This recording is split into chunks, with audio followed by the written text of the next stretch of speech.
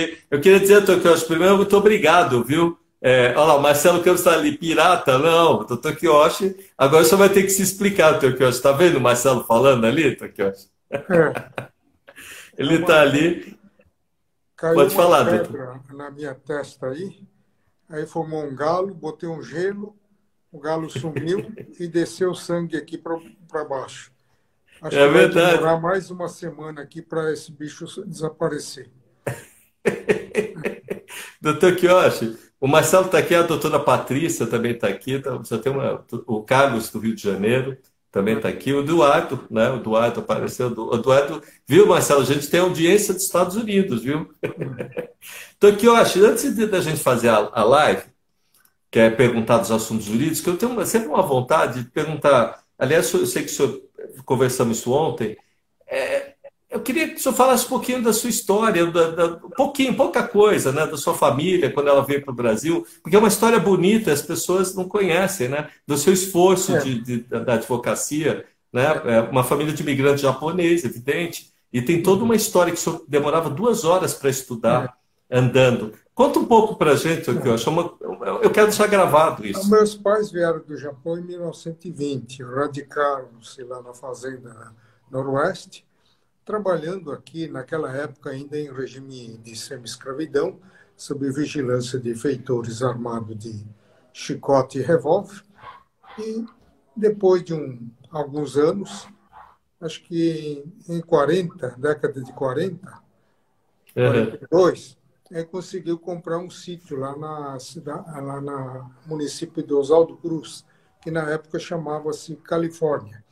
Eu, que nasci em 41, nessa fazenda, eu mudei então para Oswaldo Cruz com 1 ano. E lá Uhum. passei a minha infância, a parte da juventude, aprendendo os afazeres do sítio, aprendi a lidar com plantações de algodão, café, milho, feijão, etc., criar galinhas, porcos, criar gado, tudo isso eu aprendi. Furar poço, Nossa, construir nossa, ranchos. Não é? E no curso primário, eu ia a pé, inicialmente. nossa, o senhor falou. Ficava mais ou menos 3 quilômetros lá do sítio até a escola, levava em torno de uma hora e pouco, porque não conseguia dar passadas largos devido à minha idade. Depois, eu comecei a alternar com a bicicleta e depois comecei a frequentar a escola a cavalo. Né? Nossa. Mas aí a cidade foi se transformando, desaparecendo locais para amarrar o cavalo. Aí eu voltei para pedalada, ia de bicicleta. Né? Mas foi uma vida bastante difícil, mas, Uhum. lembrando agora, levava uma vida muito feliz, né? Com a É. família, apesar de vida humilde. E aos 17 anos, quando eu terminei o curso ginasial, eu vim para São Paulo, continuar meus estudos. E matriculei-me no São Paulo Piratininga, no curso colegial, só que nesse mesmo ano fui convocado para o Exército. Ah, Aí eu verdade. perdi o meu subemprego que me mantinha e fui obrigado a fazer um exame de seleção para me transferir para um colégio estadual. Aí fui parar no Antônio Firmino de Proença, lá na Moca, Nossa. porque senão teria que interromper meus estudos. Mas no Exército eu fiz um curso de corrido para cargo de cabo, que tinha 2 vagas. Uhum. Tinha lá uns 10 candidatos e eu consegui passar entre os 2 primeiros lugares e Nossa. assumi a posição de cabo. E passei a ganhar, que naquela época era uma fortuna, um É. salário mínimo. Dava para Nossa. pagar os estudos, dava para pagar transporte, alimentação, roupa e um pouco de lazer. O salário mínimo fazia realmente Nossa, o papel de salário mínimo. Então, quando eu saí do Exército, aí eu consegui um trabalho efetivo no banco. Não é? É. E, ao me atingir ao atingir o 4º ano de faculdade, eu fui convidado pelo meu amigo Tevaki Guti, que fazia parte do departamento jurídico da Cooperativa Agrícola Bandeirante, comandado pelo então Shigeaki Ueki, que veio a ser ministro de Minas e Energia.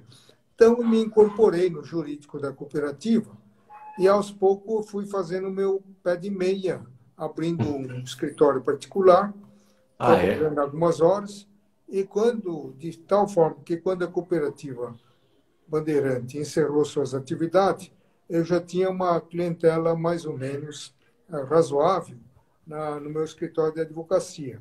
E fiquei aguardando o resultado dos concursos para procurador de Estado e do município. Fui nomeado procurador do Estado. Quando eu ia tomar posse no cargo, o Laudo Natel baixou um decreto proibindo que o procurador do Estado advogasse. Então, teria que ser em regime de dedicação exclusiva. Como eu tinha uma clientela mais ou menos razoável, eu resolvi aguardar a nomeação na prefeitura e não tomei posse no cargo de procurador do Estado. 4 meses depois, a prefeitura me chamou e tinha a opção para dedicação exclusiva, regime de 40 horas e livre exercício. Eu optei pelo livre exercício, de maneira que eu consegui conciliar a advocacia pública e privada ao longo da carreira, a não ser nos 10 últimos anos, quando assumi o comando da diretoria de desapropriações, que exigia tempo integral, e, finalmente, nos últimos anos da minha vida ativa na prefeitura, assumi a chefia de consultoria jurídica do município, que também exigia tempo integral. Né? Em 92, eu me aposentei, e de lá para cá venho me dedicando à advocacia, ao magistério, e escrevendo livros, dando entrevistas. Escrevo para o seu governo, Walter, eu tenho que escrever 7 artigos inéditos por semana para sites jurídicos e revistas especializadas. Então, eu tenho a satisfação de dizer que tenho uma formação humilde e consegui trocar a enxada pela pena. Eu hoje não vivo de enxada, vivo de pena. Estou aqui num condomínio aqui de Itu, relembrando meus velhos tempos de agricultor, e formei aqui uma horta familiar, onde planto as hortaliças, e estou formando aqui um pomar. Então, que eu acho. E quem nos vê pela internet acompanha o senhor. Essa foi a minha vida. Então, por isso que eu digo, tudo isso foi possível graças às facilidades que promove o governo brasileiro. Não fosse lá escolas gratuitas, eu continuaria arando a terra, entendeu? Graças ao ensino de primeiríssima qualidade, no primário, no ginasial, no colegial e na universidade, é que me tornei um jurista que eu sou hoje. Doutor Quioche, o Eduardo, que é aluno do senhor, está ali nos Estados Unidos, ele aluno do Objetivo não, da Unip, que ele fala aqui, né? E ele pergunta assim, doutor Quioche, né, que ele estudou com o senhor, aliás, ele entra muito lá no Facebook com a gente, né? Tá, a doutora Patrícia também, advogada. Ele pergunta assim, e como é que foi a história da doutora Felícia, doutor Quioche? Como é que isso conseguiu? Ela é o seguinte, ela no começo me ajudou bastante dando aulas, tá? Até que nasceu a minha filha, e depois ela fez um concurso para inspetor fiscal, ganhava mais que o procurador naquela época. Tanto é que tinha vários procuradores fizeram concurso para inspetor fiscal e mudaram de carreira. Quando a Maristela passou a ter 2, 3 anos, exigir mais atenção, eu pedi para ela se demitir da prefeitura para cuidar das crianças. Então, ela ficou vários anos sem trabalhar. Agora, quando fui nomeado diretor de departamento e depois chefe da consultoria jurídica do município, as crianças já estavam mais ou menos com uma idade para que dispensava cuidado diário da mãe. Então, eu pedi para ela tocar o escritório. Foi a melhor coisa que aconteceu. Ela foi lá tocar o escritório temporariamente e está lá hoje até agora, entendeu? Mas foi bom para ela também, porque ela se tornou uma excelente advogada, né? Doutor, tem aqui a pergunta, doutor. Além de penetrar nesse ciclo fechado de juristas, né? Hoje nós convivemos ao lado de desembargadores, ministros, chefes de Estado, governadores, né? Graças à abertura que ela teve no exercício da advocacia. Doutor, aqui, eu acho aqui o doutor Coso, não sei se é o doutor Coso Denda, mas é o doutor Coso está aqui. Ele fala, o senhor foi quem recebeu, aliás, eu vi, eu achei maravilhoso esse prêmio. Teve uma premiação especial do imperador do Japão por o senhor. Ele pede para o senhor falar, porque diz que são poucas pessoas. Eu vi o que o senhor mostrou, fiquei até feliz em ver. Mas as pessoas não conhecem. Muitos meus amigos, colegas foram contemplados com essa ordem do Sol Nascente, mas a minha vez chegou graças à torcida de alguns amigos. Eu posso, não posso citar todos, mas seguramente o ministro Masami Ueda, um dos responsáveis, ter lembrado para o cônsul-geral que existe na comunidade, além daqueles que ele vem contemplando, ajudando, outorgando títulos, um tal de Yosh Harada, entendeu? Então, esse foi um pontapé inicial que foi o bastante para abrir um processo que começou com uma entrevista de 1 hora por meio de 2 cônsules. E essa perseguição do meu currículo, das atividades que eu desempenhei na vida acadêmica, na vida profissional, na vida comunitária, perdurou por quase 3 meses. Tá? Então, eu tive que revelar passagens históricas não registradas no computador que não existia.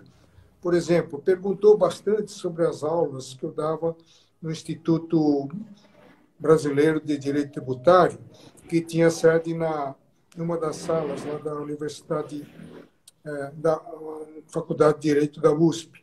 Como eu não tinha registro, eu tive que me dirigir à faculdade várias vezes para conseguir alguns programas onde constava meu nome como um dos professores. Né? E numa das aulas, numa das últimas aulas, por sinal, o meu filho foi assistir e ele gravou eu dando a aula lá na USP. Entendeu? Isso foi a salvação, porque o que pesou mais no meu currículo foi exatamente a minha atuação dentro desse Instituto de Direito Brasileiro de Direito Tributário, que serve, inclusive, faculdade, você aprende os ensinamentos teóricos doutrinários. Esse instituto faz a prática do direito, prática daquilo que você aprendeu. Então, Entendi. Por isso que o Instituto Brasileiro de Direito Tributário é considerado, por portaria do reitor da USP, como uma entidade complementar à USP. Entendeu? Entendi. Complementa os estudos teóricos e doutrinários. Entendeu? Então, o governo japonês teve muito interesse em conhecer esse tipo de parceria, instituto, universidade, entendeu? Tanto é que foram requisitados vários elementos, inclusive estatuto, registro, tudo mais, entendeu? Doutor, que eu acho, agora, o Geraldinho está nos vendo também. Na categoria de Ordem do Sol Nascente, na categoria de raios de ouro em laço, que é uma categoria que é concedida a poucos agraciados, né? O doutor Geraldo está vendo aqui, e o doutor Marco Kojorowski. O doutor Marco Kojorowski colocou aqui, está aqui, estou vendo aqui nos comentários, ele colocou aqui, dizem que o senhor, como procurador, enfrentou o prefeito na questão dos... É verdade, não é que enfrentou, né? O senhor... todo mundo, foi corajoso, ele colocou. Todo mundo rezava com a cartilha, a corda arrebenta pelo lado mais fraco. Eu rezo pela cartilha oposta, acorda, arrebenta do lado errado. E quem estava no lado errado era o prefeito, e não o coitado da procuradora, que está no início de carreira e que estava sofrendo perseguições e pressões do prefeito, entendeu? Uhum. Então, foi instaurado um processo, eu fui nomeado relator como chefe da consultoria jurídica e fiz o relatório condenando o prefeito, exigindo uma sessão pública de Nossa. desagravo a favor da procuradora. Aí o procurador-geral falou, eu acho que você vai me fazer perder o cargo. Não, mas eu não posso mudar o parecer. Você pode rebater o meu parecer, dizer que quem está errado é a procuradora. Não é? Eu acato. Mas você fechou as portas, não tem como rebater seu parecer. Então, você tem que fazer a sessão pública de desagravo. Agora, eu dei toda a orientação para amenizar, não fazer na OAB, fazendo uma sessão interna do Conselho da Procuradoria-Geral de que eu participava, e o Procurador-Geral como chefe. Então, botei na última pauta da reunião ordinária do Conselho. Ordinária, não extraordinária. Ela Nossa. inverteu a pauta, se empolgou, convidou alguns membros da OAB, que não era para fazer isso, se empolgou e fez um discurso, terminando com vitória da democracia contra a truculência. Eu falei, meu Deus do céu, o que foi essa senhora foi me aprontar? Isso saiu publicado no Diário Oficial, entendeu? Nossa. Aí eu chamei o chefe do meu gabinete e falei, quem é que autorizou essa publicação? Porque toda publicação no Diário Oficial tinha que ter meu visto. Não foi ordem direta da Procuradora-Geral que falou para não mostrar para mim, porque eu iria vetar. Então, no dia seguinte, ela foi chamada a entregar o cargo. Entendeu? Ela falou, não vou entregar. Eu falei, não, você tem que entregar e eu também vou entregar. E eu protocolei o pedido de aposentadoria, entendeu? E caí fora. Olha o Marco Kozorowski. Ele destituiu a procuradora-geral e eu protocolei o meu pedido de aposentadoria. Nossa, doutor. Essa altura, ninguém queria mais assumir a procuradoria-geral, entendeu?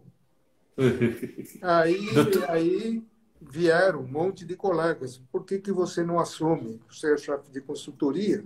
Eu falei, não vou manchar meu currículo no final de carreira, né? Se eu assumir a procuradoria-geral, com certeza vão dizer que eu puxei o tapete da outra, entendeu? Para ficar no lugar dela, entendeu? Então, eu falei, eu vou embora junto com ela.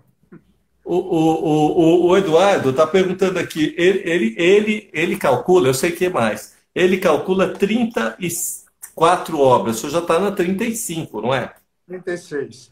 36. Então, 36. Ele falou, e a vontade de escrever, doutor Queiroz, quando é que nasceu essa situação do jurista junto com a pessoa que escreve livro para ensinar direito? É um vício. Escrever é um vício, assim como estudar direito é um vício. Outro dia perguntaram lá, não sei se foi na comunidade de ex-bolsista, qual era o meu hobby. Esqueci de responder. Meu hobby em juventude era judô e kendo. E depois, um pouquinho de golfe. Agora, já de uns 30 anos para cá, meu hobby é estudar direito. Manhã, à tarde e à noite. Só direito. Não tem outro hobby. Entendeu? Então, você escrevendo com intensidade, você pega a prática. Entendeu?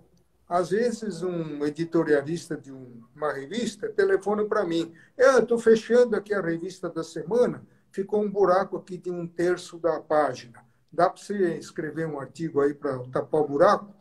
Em 15, 20 minutos, estou mandando o texto para ele. Entendeu? Nossa. Então, as palavras fluem automaticamente. É claro que você tem que ter um cabedal de conhecimento. Entendeu? E tem que ter habilidade para manejar esse conhecimento. Porque tem pessoas que têm tanto conhecimento que não conseguem escrever nada. Tudo que ele escreve vira um tratado. Não sabe manejar o conhecimento, não sabe adaptar, não sabe ordenar, entendeu? Que às vezes o excesso de conhecimento ofusca o raciocínio, entendeu? É verdade. Então tem que fazer um treinamento para raciocinar com os dados certos e no momento certos. O doutor Kozorowski deu boa tarde para o senhor de novo aqui, né? Marcelo está entrando. Doutor, está aqui, tem um detalhe aqui que o Eduardo está perguntando, mas também foi interessante. Quando é que nasceu a sua vontade de defender a questão tributária do país? Ele fez de outro jeito a pergunta, eu estou perguntando, interagindo com ele. Achei a pergunta ótima. Eu diria que o responsável disso chama-se Teruo Akiguchi, que é um amigo já falecido, e outro que era o chefe do departamento jurídico da cooperativa Bandeirante, que era o Shigeaki Ueki. Então, esses dois advogados, eu nem tinha me formado, eu estava no 5º ano. Quando as audiências eram fora da comarca, eles me mandavam para fazer audiência com a instrução. Olha, bota a banca lá em frente do juiz, senão ele vai pedir a carteirinha da OAB, que você não tem. Entendeu? E audiências ao sábado, que eram feitas no Fórum João Mendes, eles não iam, eu que ia, sem ter licença para advogar, ainda totalmente. Era mero solicitador acadêmico, entendeu? Uhum. Mas, na cooperativa, a maioria das questões eram de natureza tributária.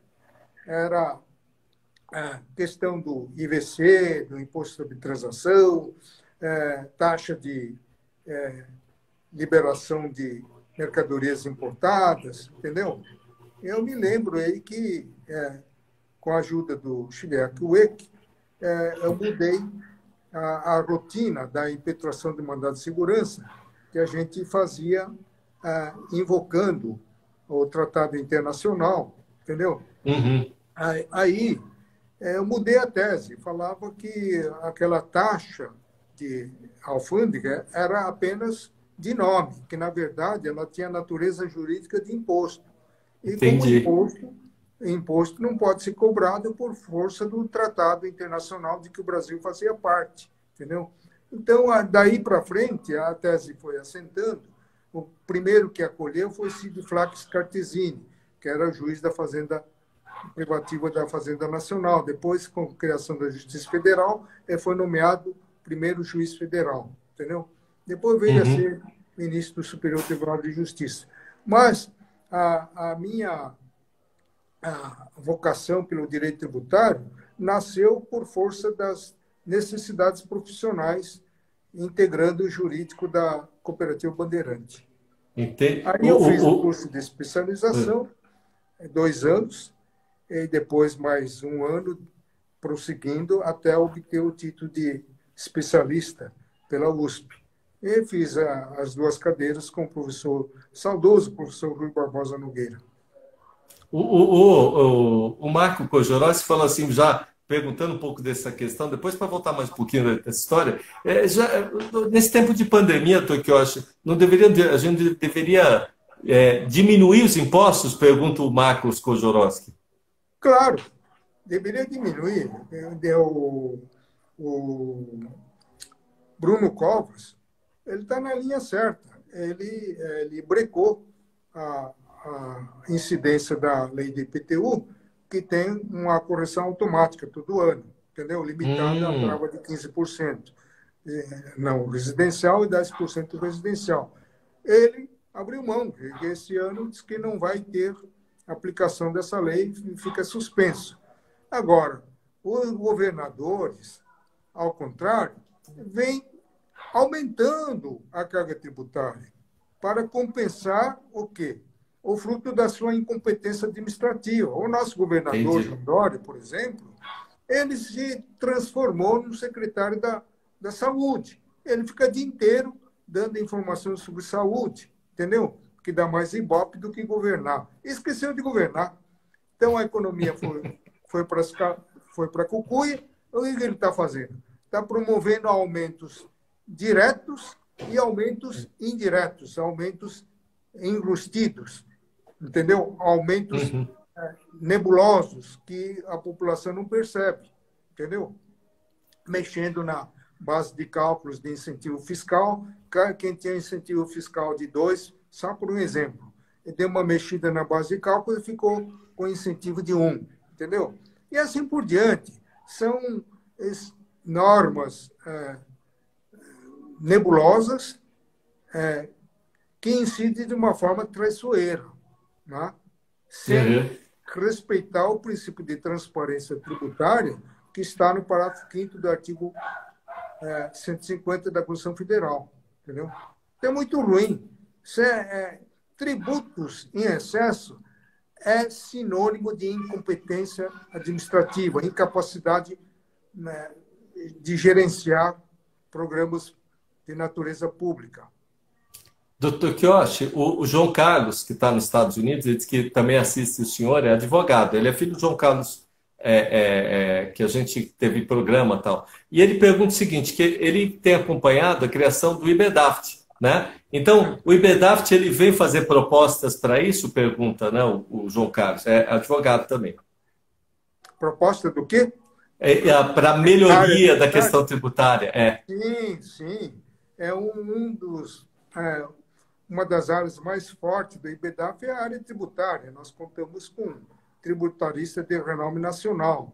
Tanto é que já analisamos pela Comissão Legislativa mais de meia dúzia de projetos legislativos de maior importância para a sociedade brasileira. As conclusões foram remetidas para o presidente das duas casas. O último projeto que nós analisamos é o projeto 3887, que funde as legislações do PIS/COFINS. Em vez de conter 8 artigos, como eu faria, se fosse para unificar, o ministro Paulo Guedes, conseguiu escrever 130 artigos, sem conseguir definir o fato gerador dessa contribuição social unificada. Deixou em aberto, entendeu? Isso é muito, muito ruim, não é? Ainda bem que o governo tirou o caráter de urgência e agora está tramitando em passos normais, né? Doutor, está aqui, aliás, vou fazer minha pergunta também aqui, está o Marcos perguntando o seguinte, e se for nessa briga pela presidência da Câmara dos Deputados, vai ter a votação das 3 propostas, né, da questão da reforma tributária, e se for o Baleia Rossi que ganhar, o senhor vê como que o senhor vê essa situação? Porque parece que está sendo indicado. Vai ser um desastre total. Ele vai querer forçar e emplacar a PEC 45, que é uma das piores propostas das 4 reformas tributárias. Essa é uma das piores. Acaba com a federação. Ele quer meter um sistema tributário próprio de um Estado unitário, como o Estado europeu, né? De dimensão territorial diminuta, né? Entendeu?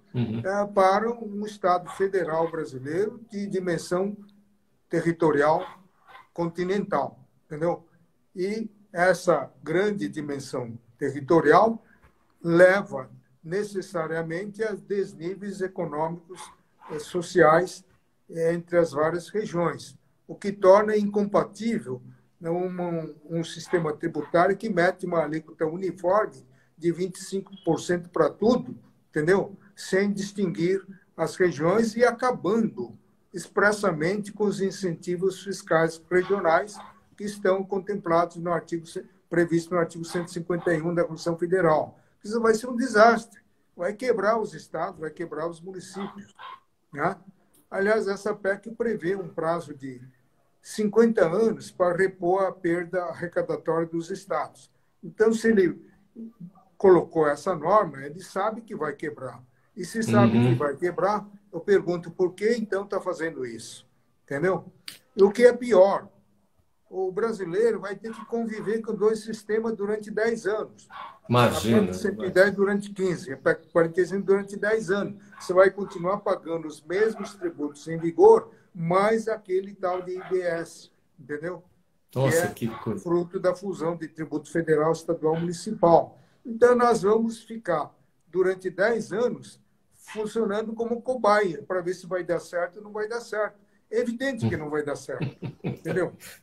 Doutor Kiyoshi, o Carlos Alberto Cotaceni, que é do Rio de Janeiro, da área administrativa, aliás, é um amigo meu de 9 anos de idade. Ele pergunta assim para o senhor, como é que o senhor vê nessa questão administrativa, já que o Rio está sem tributo nenhum, né? Como é que o senhor está vendo essa questão da prisão do prefeito? Porque ele está fazendo um link. A administração e a questão dos escândalos e essa questão da prisão do prefeito do Rio de Janeiro. Complica tudo, né, Tucano?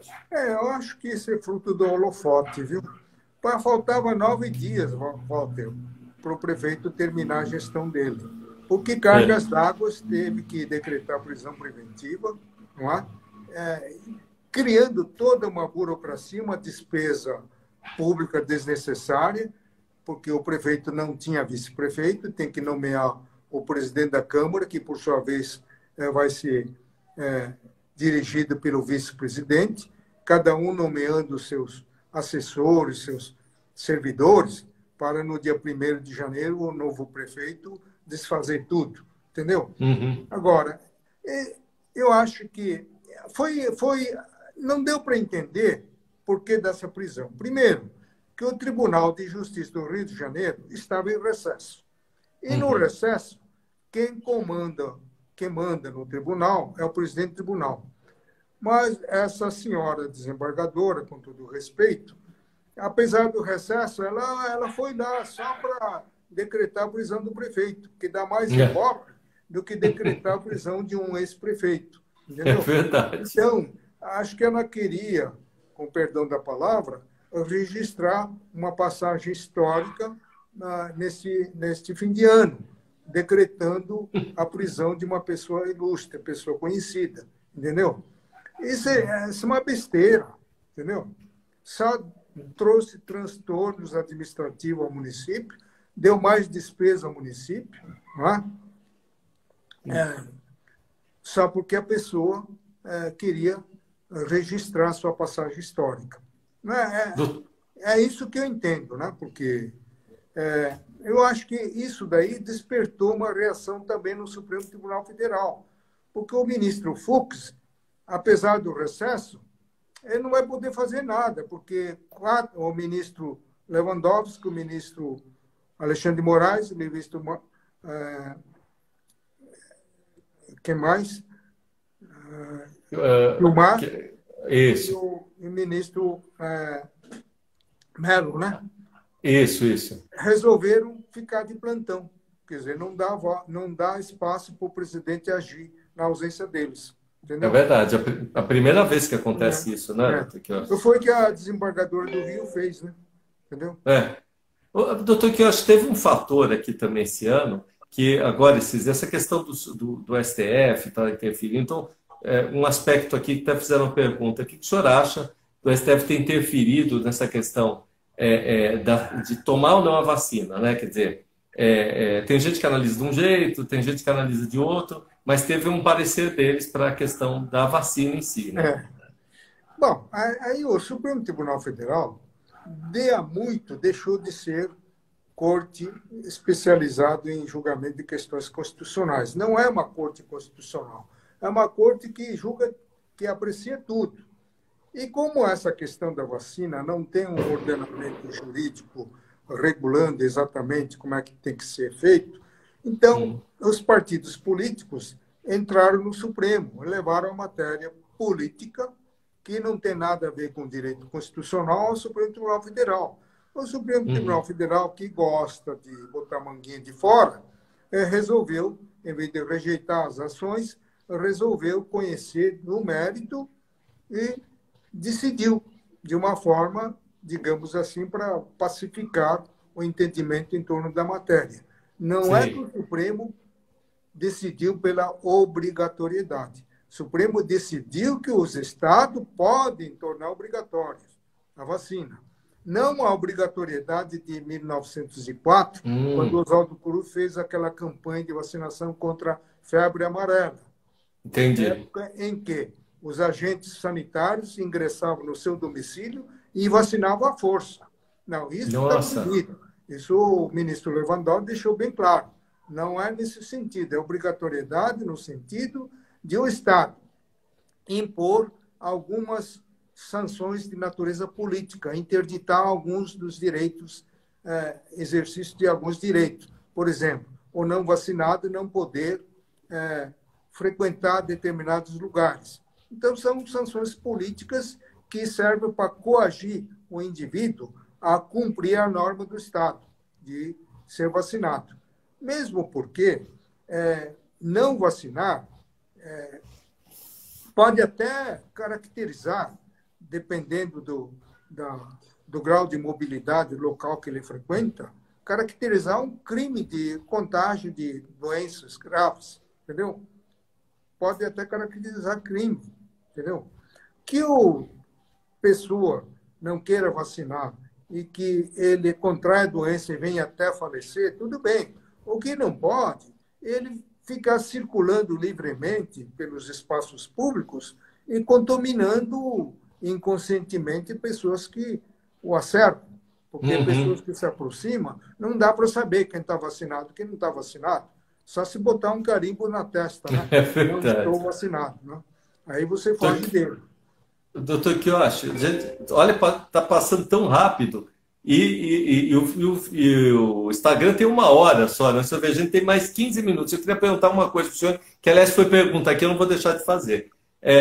O Brasil passou esse ano com o nervo à flor da pele, né? A questão do racial, mas uma das questões que se falou muito foi do ataque ao judiciário. E teve até aquele ataque até ao próprio prédio do STF lá. O senhor acha que se existe esse movimento de ataque ao STF, por exemplo, com fake news, que a gente está vendo o ministro está ali sofrendo, até com pessoas ali ameaçando ele mesmo, pessoalmente. O senhor acha que se atacar o STF, ataca a democracia do país? Tem isso? Essa é uma pergunta até do Eduardo. Claro que o Supremo Tribunal Federal é uma instituição respeitável, é um dos poderes da República. Seus ministros devem ser preservados para preservar a própria imagem do Poder Judiciário. Agora, esses ataques feitos pelos vândalos lá, da internet resulta, de certa forma, de excesso de aparição dos ministros. Né? Nenhum país do mundo, os ministros da Corte Suprema aparecem na televisão. Entendeu?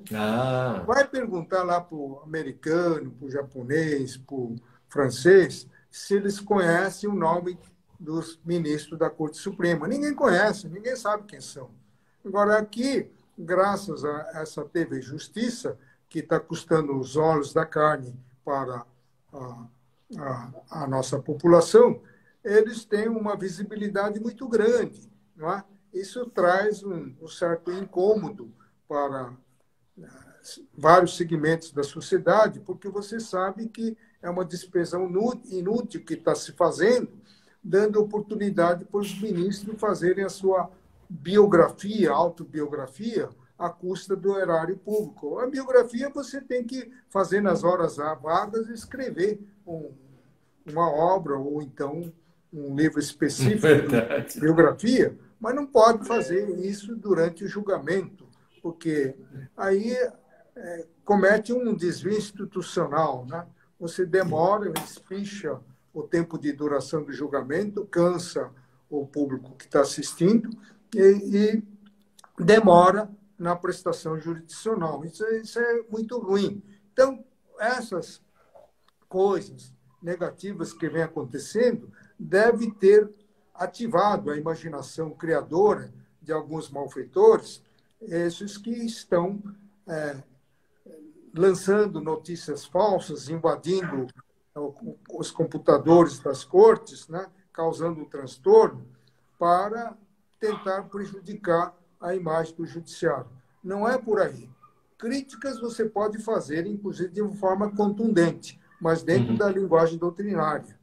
Não? Nem linguagem jornalística se deve usar para chamar a atenção naquele caso em que o julgamento não foi feliz, não foi muito de acordo com o direito. Né?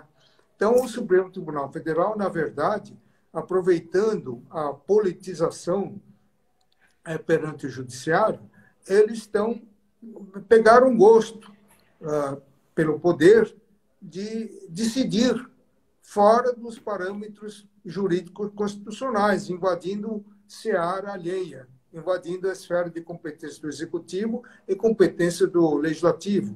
Não é? O Executivo, por exemplo, ele foi impedido de nomear o diretor-geral da Polícia Federal. O que é isso? É verdade. Se o chefe do Executivo não pode nomear, quem é que pode nomear? Entendeu? É verdade. É um absurdo.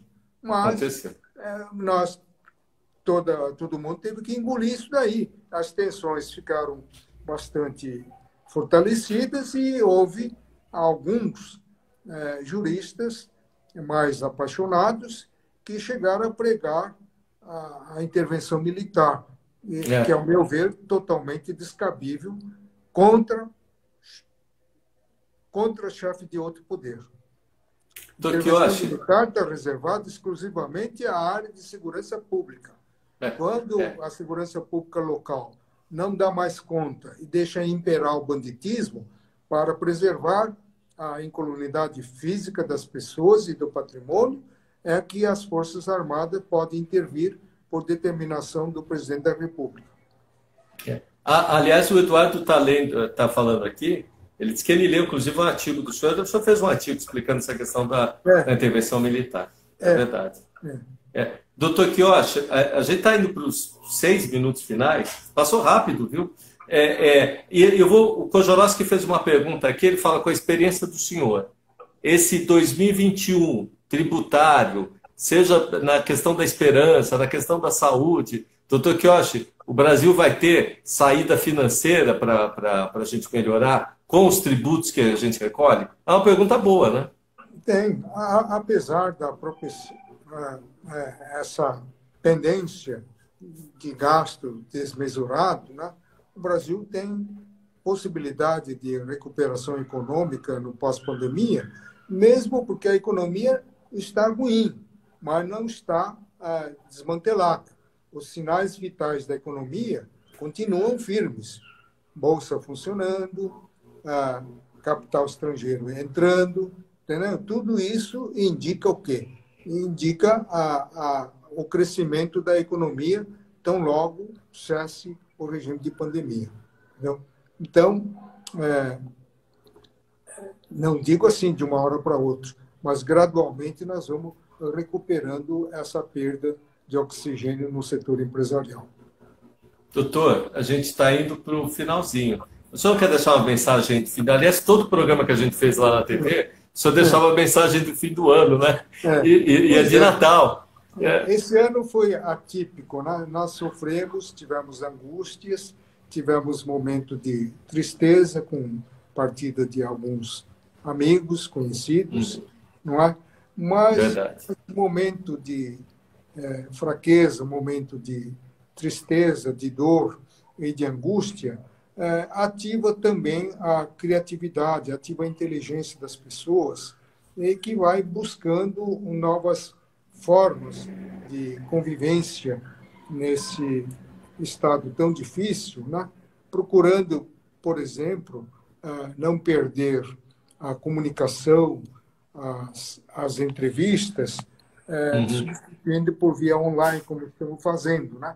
Então, essa experiência que surgiu da pandemia é tão boa, tão criativa, tão inovadora, que tem a impressão que no pós-pandemia não vai desaparecer.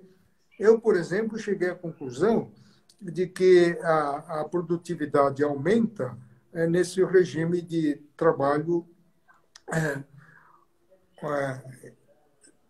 online, entendeu? Online.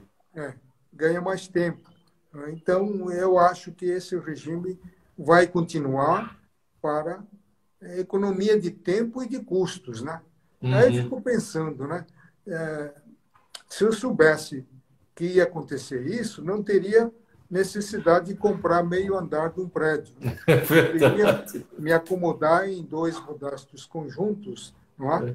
Com os advogados revezando, né? Tudo mais. Mas outros escritórios, como, por exemplo, o Demarest, eu soube que ele entregou um andar inteiro. Foi. Entendeu? Porque ele vai voltar num formato atual, quando normalizar tudo. Não precisa todo mundo se juntar no mesmo lugar para ficar trabalhando e produzindo. Entendeu? É verdade, o senhor tem razão, viu? Bom, estamos chegando ao final. Então, agora é a hora do Feliz Natal. A gente terminou a nossa live dia 24. A todos, a você, seus familiares, a todos aqueles que nos prestigiaram no decorrer do ano, assistindo às nossas lives. Desejo a todos eles um Feliz Natal, um próspero Ano Novo, esperando que realmente o 2021 comece com o pé direito comece com o início da vacina, né, que vai começar por volta do dia 15, 18 de janeiro, não é? De tal forma que no primeiro semestre já esteja a população inteira vacinada para que possamos voltar ao convívio social normal, não é? E saudade de abraçar amigos e Verdade. parentes é muito grande, né? O Marco Jorós está dando parabéns, doutora Patrícia. O Eduardo disse que ele quer vir para cá, dos Estados Unidos para cá. Enfim, a gente tem uns amigos, né, Tokioshi? Eu quero lhe fazer agradecer. um teste aqui da febre, tem que fazer o teste. Doutor Quioche, quero lhe agradecer muito todo esse tempo antes de pandemia e de todos os anos que o senhor tem participado, tanto questão de justiça como todos os programas que a minha família faz. Eu participava desde a época da mamãe até agora, né, que faz bastante tempo. Então, é o que o Eduardo falou aqui e o Ricardo, que é meu colega jornalista, está falando aqui, que o senhor tem feito e ajudado a fazer cidadania na televisão, através dos programas de televisão que o senhor faz, a entrevista e os artigos. Obrigado, viu, Tokioshi, por essa parceria. Eu que agradeço, Walter. Tudo de bom para você. Tá. Agora, nossa última entrevista do Instagram, nossa, a gente tem que voltar agora no ano novo, doutor Tokioshi. Tchau. Tchau. Voltamos. Abraço. Um abraço.